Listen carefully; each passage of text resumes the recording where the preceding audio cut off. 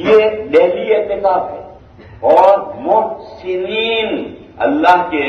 نہایت نیکوکار بندوں کے لیے یہ اعتکاف مشروع کیا گیا ہے۔ روزانہ کرنے کا اعتکاف بس اتنا گھنٹہ سوا گھنٹہ کا ہے،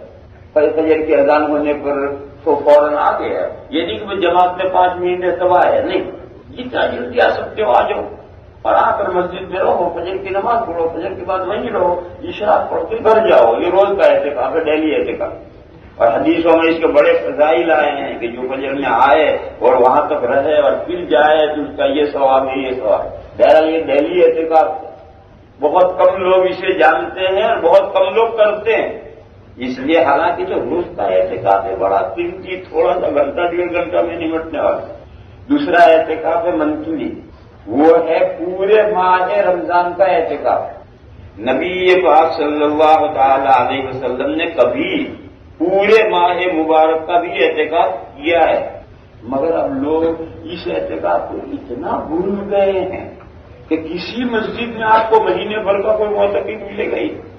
حالانکہ نبی پاک صلی اللہ تعالی علیہ وسلم نے پورے مہینے کا اعتکاف کیا ہے، تو مسجد میں 1-2 تو پورے مہینے کا اعتکاف کرنے والے ہونے چاہیے، نہیں جیسا وہ ڈیلی اعتکاف لوگ بھول گئے، کوئی ڈیلی اعتکاف نہیں کرتا، یہ منتھلی اعتکاف بھی کوئی نہیں کرتا۔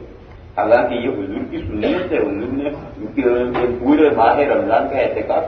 تیسرا اعتکاف سنت مؤکدہ ہے، اس کو لوگ جانتے ہیں، کرتے اگرچہ بھی کرتے نہیں ہیں، کرتے اگرچہ بھی اسے بھی نہیں ہے، مگر لوگ جانتے ہیں کہ رمضان کے آخری 10 دن یا 9 دن کا اعتکاف کنٹینیوس، اگر رمضان کے آخری عشرے میں صاحب ایک کیسی بتایا امام کی بات مت ہوگا، میں دیکھ رہا ہوں یہ 35 بتا رکھا ہو، تو یہ آخری عشرے کا اعتکاف یہ سنت مؤکدہ ہے، اشد تاکید۔ اور بڑی مسجدوں کی تو بات الگ ہے، چھوٹی مسجدوں کے اندر تو وہ ایک آدمی کہیں ہائر کر کے لانا پڑتا ہے جو اعتکاف کرے آخری عشرے میں، کیوں؟ لوگوں کے پاس میں فرصت ہی نہیں، مگر جب ملک الموت آ جائے گا تو فرصت ہی فرصت ہو جائے گا، سب ٹھاٹ پڑا رہ جائے گا، جب لاد چلے گا بنجارا۔ یہ دنیا کی زندگی کی رانائی، دنیا کی زندگی کی ٹیپ ٹاپ اور دنیا کی زندگی کے تمام ٹھاٹ اور مشاغل ایک دم ختم ہونے والے ہیں، اور اس وقت کوئی عذر سنائی نہیں دے گا۔ تو میرے بھائیوں جب مجبور میں ختم ہونے والے ہیں تو اپنے اختیار سے ختم کرو، اس کا ثواب ہے۔ اور اس ماہ مبارک میں 24 گھنٹے کا اعتکاف کر سکتے ہو، 24 گھنٹے کا اللہ کے گھر میں پڑھو، 2 دن کا کر سکتے ہو، سنڈے سیٹرڈے کا 2 دن کے لیے آ کر پڑھو، اس طرح 10 دن کے لیے وقت فارغ کرو، جو کر سکتے ہیں دنیا کے کاموں کو آگے پیچھے کرو۔ حدیث شریف میں ہے کہ المعتکف یعتکف الذنوب، اعتکاف کا سب سے بڑا فائدہ یہ ہے کہ کوئی گناہ نہیں ہو،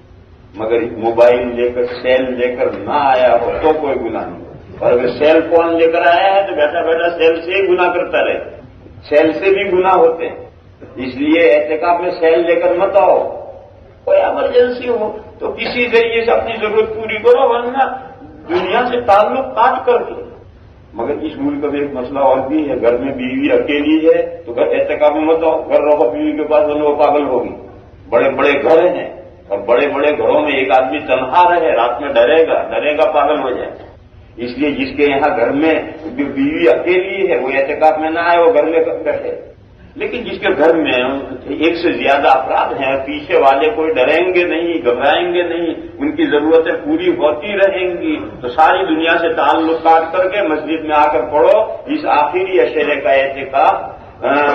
سنت مؤکدہ ہے، اور اس کے حدیث شریف میں 2 فائدے بیان کیے گئے ہیں۔ ایک یہ کہ ایک معتکف گناہوں سے بچا رہتا ہے، 10 دن تک کوئی گناہ نہیں کرے گا، اور دوسرا یہ ہے کہ یجرا لہو من الحسنات کعامل الحسنات کلھا، جیسا آدمی کنٹینیوس نیکیاں کر رہا ہو معتکف کے لیے اسی طرح سے نیکیاں لکھی جا رہی ہیں۔ وہ کھا رہا ہے تو بھی نماز پڑھ رہا ہے،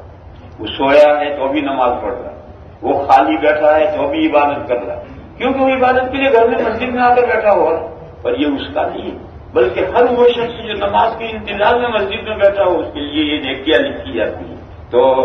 اتنا بڑا ثواب کا کام کیے بغیر نیکیاں لکھی جاتی ہیں، یہ اعتکاف ہی کی خصوصیت ہے۔